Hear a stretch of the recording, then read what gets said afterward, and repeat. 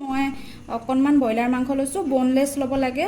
তাতে মছলাখিনি সানি লৈছোঁ, জলকীয়া গুড়ি লৈছোঁ, জিৰা গুড়ি, গৰম মছলা আৰু নিমখ হালধিটো দিবই লাগিব আৰু অকণমান ধনিয়া পাউডাৰ। এইখিনি গোটেইখিনি ধুনীয়াকৈ মই সানি লৈ এনেকৈ ষ্টিক এডালত গোটেইখিনি লগাই ল'ম। একেধৰণে এনেকৈ নহৰুখিনিও মই হেতা এখনত দি লৈছোঁ, জলকীয়াখিনিও ষ্টিক এডালত এনেকৈ লগাই লৈছোঁ।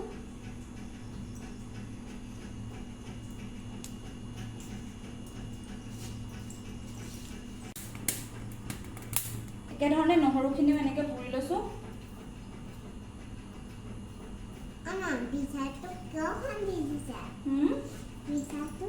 পিঠা নহয় নহয়, এইটো নহৰুহে পুৰি আছোঁ।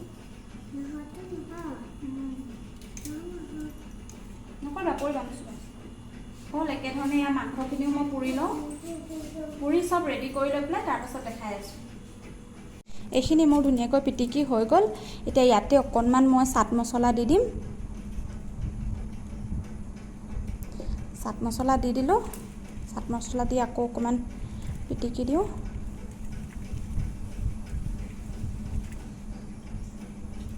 ইয়াতে অকণমান নেমু চেপি দিম এতিয়া।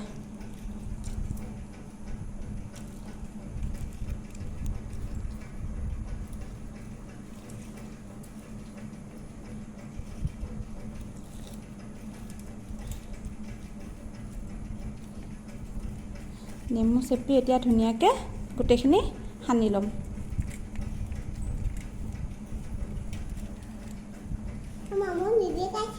খোৱা।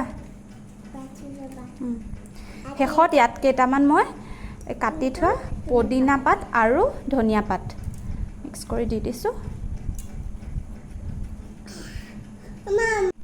এইখিনি হৈ গ'ল ব্ৰইলাৰ মাংসৰ চাটনি। বনাই কেতিয়াবা খাই চাবচোন।